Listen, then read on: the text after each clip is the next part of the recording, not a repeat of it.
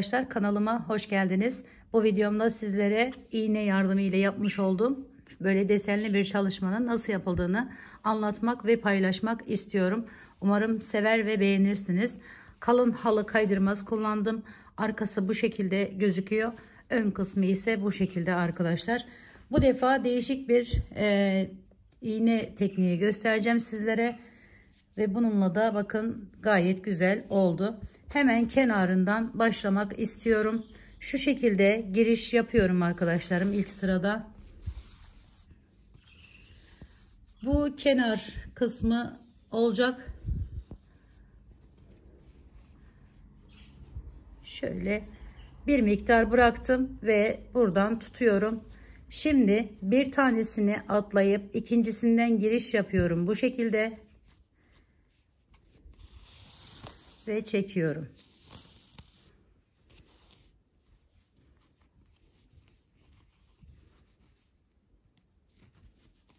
Yine birini atlıyorum, diğerine geçiyorum arkadaşlarım.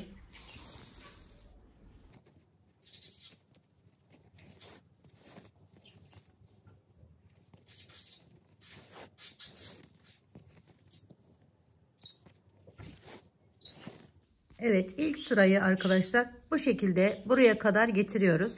Daha sonra şimdi oraya kadar geldiğimizi farz edelim. Fazla zamanınızı almak istemiyorum. Şimdi diğer sırada burası kenar olduğunu düşünün. Hemen şu boş olan atladığımız deliğin içerisinden giriş yapıyorum ve çekiyorum.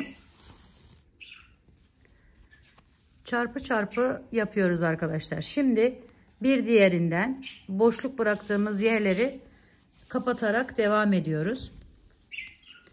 İçinde de aynı tekniği kullanacağız arkadaşlar.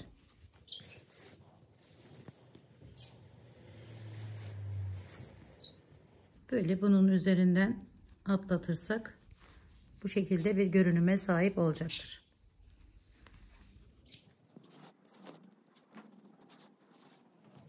Sona geldik. Yine bu defa aynı arada bakın bir tane boşluğum vardı. O boşluktan giriş yaparak buraya geçiyorum arkadaşlar. Şimdi tekrar aynı yerden kenar olduğu için bunu diğer kenarda da bu şekilde uygulamamız gerekiyor. Evet, bakın böyle çarpılar yaptık. Şimdi ise buradan devam ederek anlatmak istiyorum sizlere. Şu özellikle araya koyduğumuz yerleri anlatmak istiyorum. Bu arada arkadaşlarım kullandığım ipim şöyle Petunia diye bir ip. Bunu böyle şeyden bulmuştum. İhraç fazlası olan iplerden arkadaşlarım. Böyle akrilik ve yün karışımı bir ip. Şimdi burayı ben bu deseni verirken 5 tane olarak yaptım arkadaşlar. 5 şeklinde devam etti. 5 tane çarpımız burada da aynı şekilde, aralarda da 5'er tane yerim kaldı. Siz bunu daha da arttırabilirsiniz. Böyle yan yana, zaten büyük bir halı kaydırmaz üzerine yapacaksanız, ben model olarak bu şekilde anlatmak istedim. Yani model olarak küçük bir parça yaptığım için bu şekilde oldu. Devamında mesela bu 5'ten sonra tekrar bu renk gelecek. Sonra tekrar bu renk gelecek gibi böyle devam edebilirsiniz. Şimdi hemen burayı nasıl yaptığımı göstermek istiyorum. Şöyle ipimizi yeni takacağımız için arkadan birkaç tane yürütüyorum. Bakın arkadaşlarım, düğüm atmadan bu şekilde devam ettim ben. Şöyle geliyorum. Şimdi çevirdim. İlkinden giriş yapıyorum. İlk yerden ve çektim. Şimdi burada yaparken yine aynı şekilde birini atlıyorum, yukarıdan aşağıdan geliyorum. Direkt aşağıda yerine, yani karşısına gelecek yere takıyorum. Bunu etamin işi yapan, kanevçe işi yapan arkadaşlarım gayet bildiği bir model arkadaşlar. Yeni başlayan arkadaşlar için biraz daha detaylı anlatmak istiyorum. Şimdi buradan bakın bir tanesini atladım. İkincisinden giriş yaptım. Hemen alttaki yerden çıkartıyorum. İpimi de bu tarafa alıyorum ve çekiyorum. Tıpkı kenarda yaptığımız gibi devam ediyoruz. Şimdi yine birini atlayıp ikincisinden 3 oldu. Şimdi dördüncüyü yapıyorum.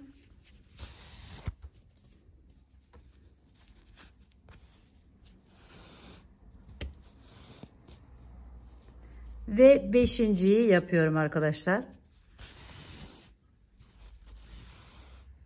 5 tane olduktan sonra yine bakın buradan giriş yapıyorum. Alttan aynı yerden çıkartıyorum. Bunun ucundan çıkartıyorum. Arada bir tane boşluk kalıyor arkadaşlarım. Şöyle çektim.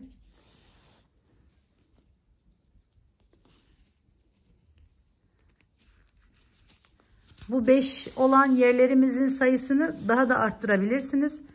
Ya da başta da söylediğim gibi bu şekilde yani beşli beşli yapıp devam da edebilirsiniz arkadaşlar. Şöyle. Şimdi burada size kenarını nasıl yaptığımı göstereceğim.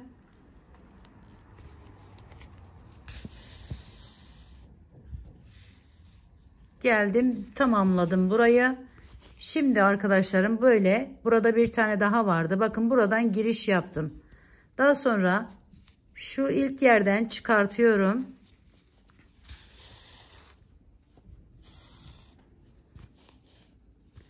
Sonra tekrar aynı yere geri dönüyorum. Bu defa üzerinden yani arkasından öne doğru aldım. Tekrar buraya geri dönüyorum. Şu şekilde arkadan giriş yapıp önden çıkartıyorum. Ve ayrıca bir kenar yapmamıza gerek kalmıyor arkadaşlar. Şöyle şimdi buraya giriş yaptım. Bir diğer sıraya geçiyorum. Yine aynı ilkini boş bırakıp hemen şöyle alttan giriş yapıp başlıyorum.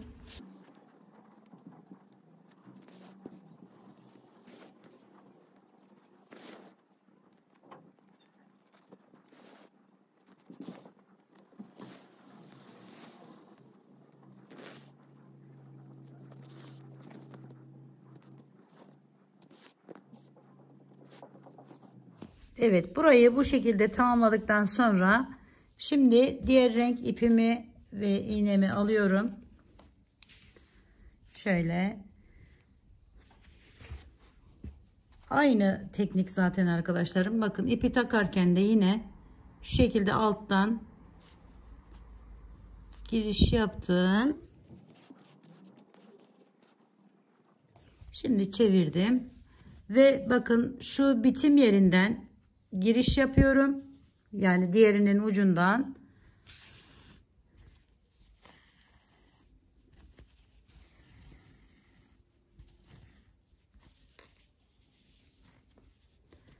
Ve yine aynı şekilde bir tanesini atlayıp ikincisinden giriş yaptım.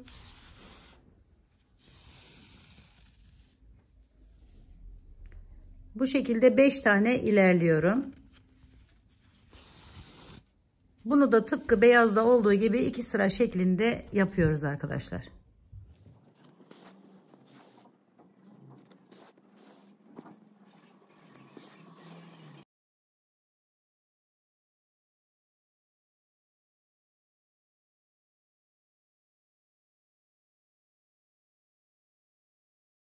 Şimdi buraya geldiğimizde arkadaşlar bakın ipim altta. Hemen alttaki bir yerden şöyle geçiriyorum ipi, iğnemi ve buradan çekiyorum. Ve geliyorum. Tekrar bakın şu ilk yerden giriş yapıyorum. Ve yine aynı şekilde üzerine gelecek şekilde yerlerimizi yapıyoruz arkadaşlar.